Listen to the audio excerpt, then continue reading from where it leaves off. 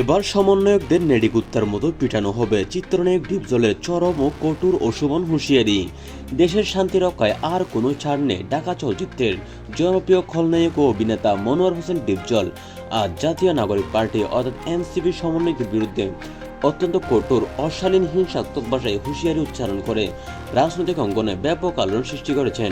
তিনি সরাসরি বলেছেন, সমন্বয়কদের নেড়িকুত্তার মতো পিটানো হবে।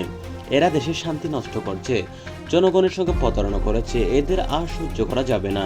ডিপজল আরও বলেন, যারা জুলাই আন্দোলন নাম করে দেশকে সংসদ ও শোভন আচরণের দিকে ঠেলে দিচ্ছে, রাষ্ট্রপতির বিরুদ্ধে উস্কানি দিচ্ছে, তাদের নেড়িকুত্তার মতো পিটিয়ে দেশ থেকে বের করে দেওয়া হবে। এরা যদি আরও বাড়াবাড়ি করে তাহলে রাস্তায় নেমে জনগণের হাতে এদের শাস্তি হবে। আমি ফিল্মে অনেক খলনায়ক দেখেছি, কিন্তু এদের মতো বাস্তবের নেড়িকুত্তা দেখিনি।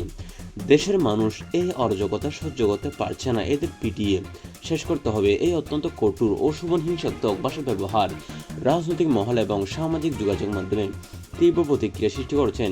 যিনি সাধারণত রাজনীতিতে সক্রিয় হয় না, তার পক্ষ থেকে এমন নোংরা ভাষা, শারীরিক আক্রমণের হুমকি অনেকের কাছে অপ্রত্যাশিত এবং অনৈতিক। ডিপজল আরও যোগ করেন, দেশের শান্তি রক্ষার জন্য যা যা করা দরকার তাই করা হবে।